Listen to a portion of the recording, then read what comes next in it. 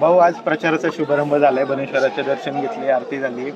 काय वाटतं आता कार्याकर्त्यांचा रिस्पॉन्स बघून, काय चित्र ते चांगला उत्साह आहे आणि हे गेल्या अनेक वर्षापासून एक परंपरा राहिलेली आहे की इकडचं श्रीफळ वाढल्यानंतर जे भव असा एक संदेश घेऊनच आम्ही जातो आहे. कारण अनेक लोकसभा आम्ही आमच्या कार्यकर्त्यांच्या जीवावरती महाविकास आघाडीचे लोकांची निवडून देण्याचं काम आम्ही केलेलं आहे. म्हणून आत्मविश्वास आहे की लोक यावी आम्हाला साथ देतील. कारण परिवर्तन आणि निष्ठेने टिकणारा पक्ष जर कुठचा असेल तर तो आज आमचा पक्ष आणि आमची निशाणी आहे. त्याला कारण असं आहे की अनेक उलाढाल या तालुक्यांनी पाहण्याचं काम केलेलं आहे.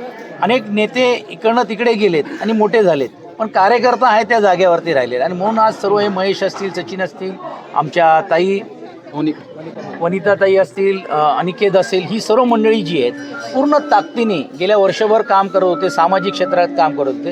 आणि एक उमेदवार म्हणून घेऊन येताना आपल्याला पाहायला मिळतं. मी सकाळपासून आज मुळशी मधले 3 जिल्हा परिषद गणामध्ये, आता या इकडे गेल्यानंतर अजून एक करून घेऊन 4-5 जिल्हा परिषद गणामध्ये मी स्वतः फिरतोय.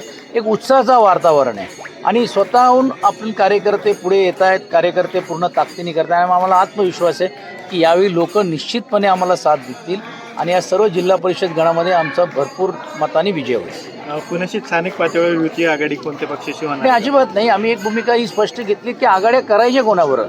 आता कोण कुठे हेच समजायला तयार नाही आहे. कधी तुतारी घड्याळाबरोबर आहे, घड्याळ तुतारी बरोबर आहे. आता ते कधी वेगळी लढतायत. जे महाविकास आघाडी म्हणून ज्यांचं आम्ही काम केलं, आता ते स्वतः टेबल बदली करून ते दुसऱ्याकडे गेलेले. त्यांनाही काही ठिकाणी उमेदवारी मिळाली, काही ठिकाणी त्यांचे उमेदवार पण कापले गेलेले. म्हणजे त्यांनाच उमेदवारी मिळत नाही, म्हणजे तिकडे गेल्यानंतर पण माझी मंत्र्यांना, माझी आमदारांना, ही अशी वस्तुस्थिती आहे. आमच्यातले लोक जे आहेत गेले ते तिकडे जाऊन आमदार झालेले आहेत. तर असं काय हे नाही आहे. पण आम्ही, म्हणजे मी किंग मेकर हा शब्द वापरणं योग्य नाही, पण आम्ही घडवणारे कार्यकर्ते आहोत.